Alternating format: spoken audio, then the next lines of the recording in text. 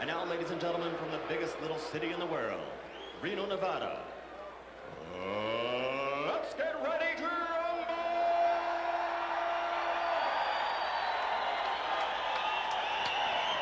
10 rounds of boxing in the heavyweight division. Introducing first, in the blue corner, wearing the black trunks with blue trim, weighing an even 228 pounds. His professional record of 16-0-1 comes with devastating knockout power as he stopped 15 opponents in those 16 victories. He comes to us tonight from Boise, Idaho, undefeated and hungry for another victory. Ladies and gentlemen, right on, Jimmy Ellis.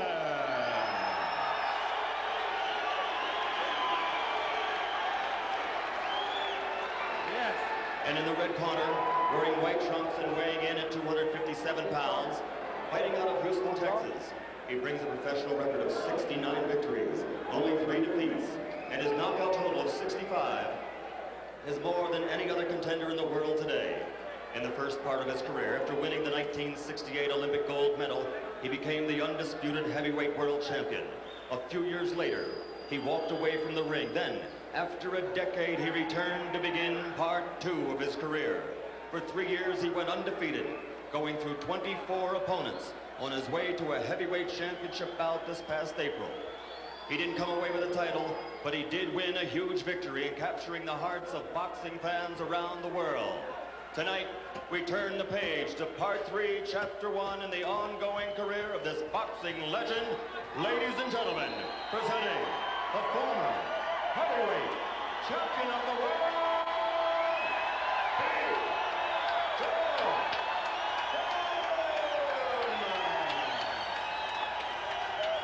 Well, it's 17 years now since George Foreman held the World Heavyweight Championship. It's 22 years since he first turned pro after winning the Olympic gold medal in Mexico City in 1968. A walking miracle. George Foreman and Jimmy Ellis. Well, Ellis pretty well unknown, although he is in fact unbeaten as a pro, but only 17 pro fights compared with Foreman's 72.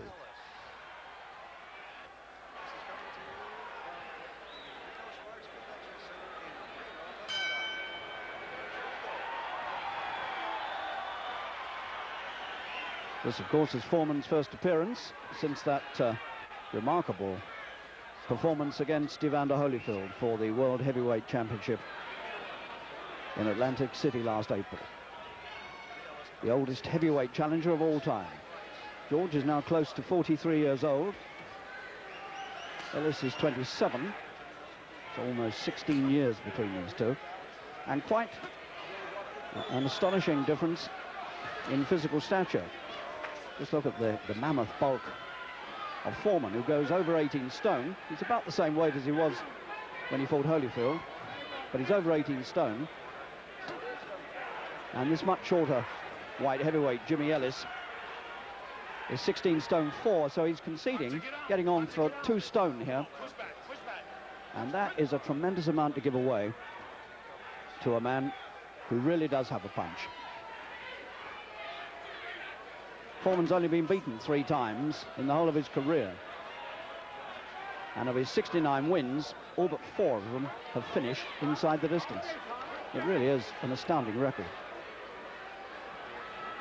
And there are people around today, many experts in America, who will tell you that George Foreman today is a better fighter than he was 20 years ago.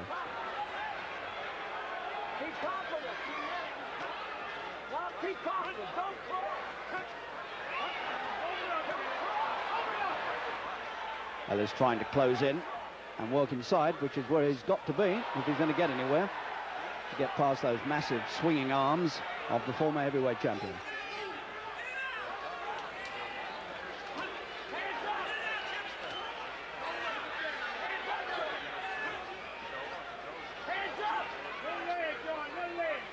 Angelo Dundee, the former trainer of Muhammad Ali, is in Foreman's corner, and it's Dundee who's screaming at the top of his voice to George, keep your hands up.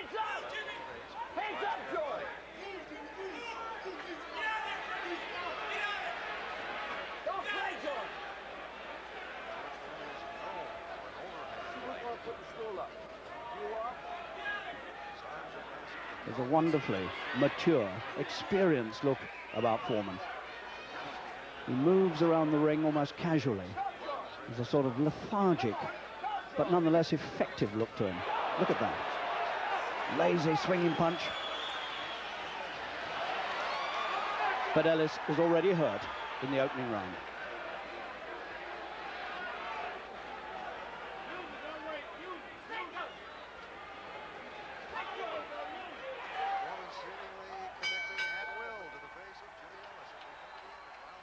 Well, Ellis already knows what it's like to be hit by this massive man, George Foreman. Looks like a bigger reincarnation of Jack Johnson, the old-time heavyweight champion. Not even bothering to sit down. This is the man who, before the Holyfield fight, called himself the junk food champion. Said that he munched hamburgers to exercise his jaw. He swallowed pancakes for his stomach and turnip greens for his legs. It was all a gag, but it certainly hyped up the interest. Some action from the first again. No doubt we'll see one of these lazy... Look at that. Catching him from way out, and yet you could see that Ellis was hurt.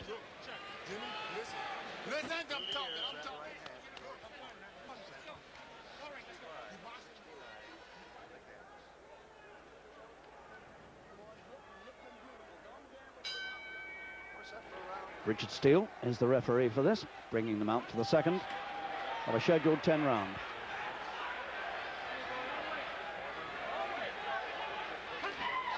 Jimmy Ellis comes from Boise in Idaho, but actually fights now out of Redondo Beach in California. 27. He's well over 6 feet, and yet look how small he looks against this extraordinary figure of the aging heavyweight George Foreman, who'll be 43 next month.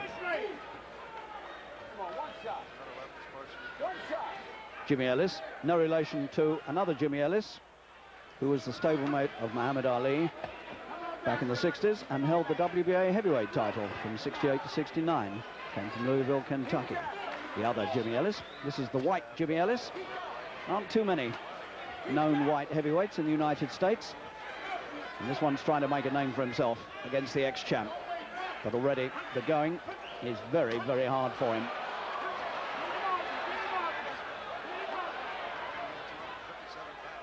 And Foreman, even at this early stage, is hitting this man practically at will.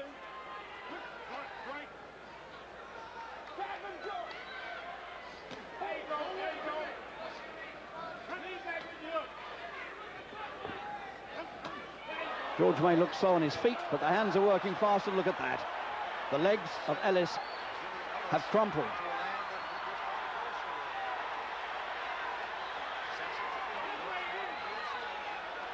But he's not short of courage. That might not be to his benefit.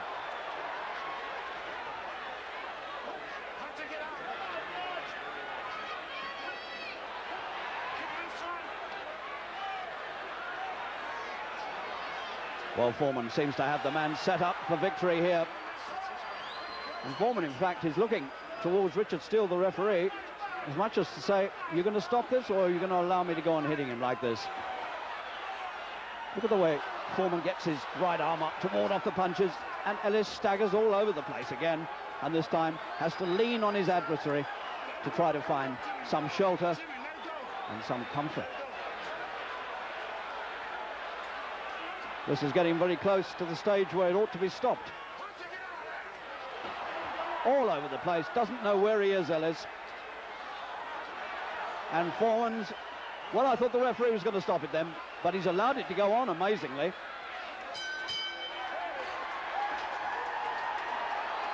And Ellis can hardly find his way back to his corner. And this now is turning into a travesty of a fight, because this man has no conceivable chance. They're not even putting him on the stool, and that corner don't look like a corner who are prepared to pull him out. And they should. And maybe the referee should have stopped it anyway. And in these days, when we're all very sensitive to the dangers of boxing, this is beginning to look to me like a fight that's being allowed to go on too long. Richard Steele, the referee, the man who was accused of stopping the first Tyson Ruddock fight too early. Maybe that's on his mind.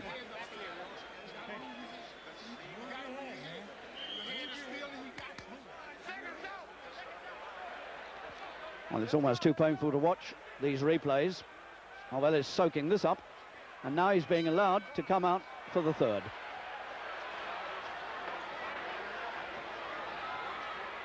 Well, if Ellis comes to any serious trouble in this fight, then the referee, Richard Steele, will be asked some very severe questions.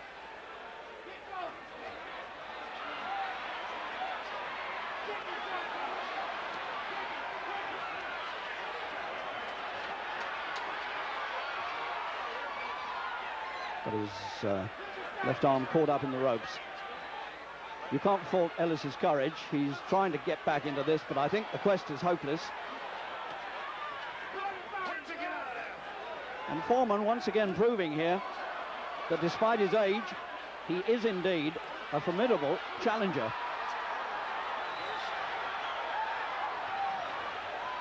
Well, I do wish the referee would step in now, because it is pointless watching a man take these sort of punches.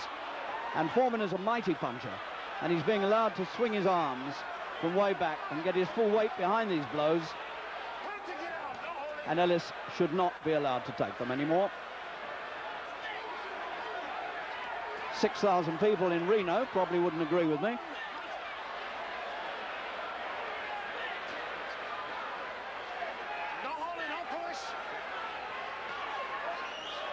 Well, I think George is getting tired of slamming these blows to the head of Ellis. Oh, come on. And at last, the referee steps in and rescues Jimmy Ellis from punishment he shouldn't have been allowed to take. It was all over virtually in the second round. But once again, we've seen a formidable Foreman in action against a man who, let's remember, was previously unbeaten as a professional, Jimmy Ellis. And Foreman once again, after that magnificent performance against Evander Holyfield, Foreman's proved once again that he's a legitimate challenger on the world stage at this moment.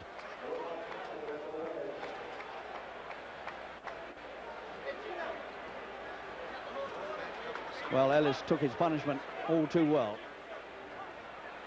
So Foreman now has won 70 fights out of 73. Only Jimmy Young, Muhammad Ali, and of course Holyfield have beaten him.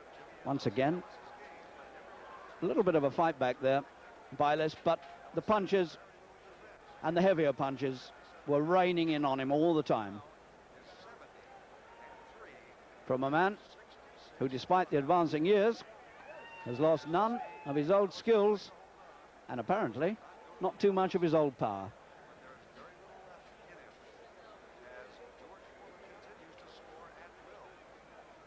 And with Holyfield looking more and more vulnerable as the champion, and with people like Riddick Bowe and Lennox Lewis coming up, one can foresee a lot of paydays ahead for George Foreman. Would you believe he was paid $5 million for this performance, added to the $12.5 million he got for fighting Holyfield?